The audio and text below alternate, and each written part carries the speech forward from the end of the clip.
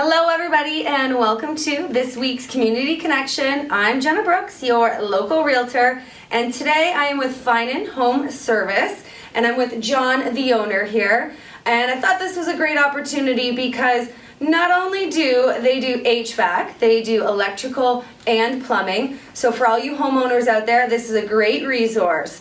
John, why don't you tell us a little bit about your company? Yeah, sure. Well, thanks for having me, and Jenna, I appreciate that. So we've been around since 1994. I'm an electrician by training, and our company started in the electrical space.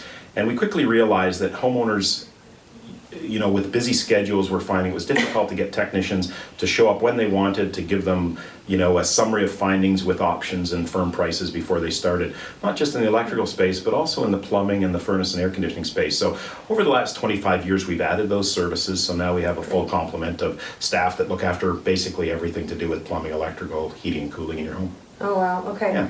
So as you started as an electrician, what are you noticing about knob and tube? I know some of you homeowners out there are curious about knob and tube, when to replace it, how do you replace it, what are we looking for? Sure, yeah. So back in 1994, I had never heard of knob and tube. They haven't been putting it in for 40 or 50 years, and then we certainly weren't rewiring at that point, but around 2000 that started to shift, and it was actually a realtor who was from Toronto, bought a house in London for his kids to go to university, and he had knob and tube, and I said, oh, you don't need to rewire it, you could put ground fault receptacles. At the time was quite a common practice, fairly inexpensive compared to rewiring, and I said, just do that, you'll be fine. He goes, no, the market's changing, insurance companies don't want this 65 to 75-year-old wiring in the house anymore because it doesn't really look after the needs of a home today. You didn't have space heaters and insurance air companies don't like knob and tube. Right, and there's some justifiable reasons. Once we started replacing it, we started to see some of the issues. So that kind of got the ball rolling in about 2002, 2003. Okay. And in the last 15 years, I would say we probably rewired over 1,000 houses. Oh, wow. So, but in London, we suspect there might be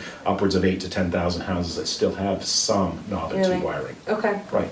Okay, and so summer, unfortunately, is just winding down, but with an AC. When John was giving me a tour around his facility, he showed me this older AC unit that hadn't been taken care of, and he was mentioning that he was doing a YouTube video, so I thought this would be a good time to show you guys what an AC unit looks like when it's not being taken care of, and are there precautionary steps that you could take to prevent you from having to replace that $5,000 unit. So let's go take a look. Okay, so here we are back at the warehouse. Oh, hey, John. Okay, so the AC unit on the left, what is that? So this unit is 4 years old, and this shouldn't have happened, but the covers that were over top of this did a good job of sort of hiding this, but if the homeowner had us in to do a maintenance on it, we would have quickly found out that all of this dust and lint, maybe grass clippings, who knows what else has been on here, has just caked the outside unit. So with all of this dust, and it's actually sealed it to the point that over the last 4 or 5 years that it's been in place, if it started off cooling properly 5 years ago, it's been going down like this. So for sure, the house wasn't as cool as it needed to be over the last number of summers, and frankly caused the homeowner to spend a lot of money on the electricity. But the real tragedy in this is that at the end of the day, what ended up happening is it burned out the compressor.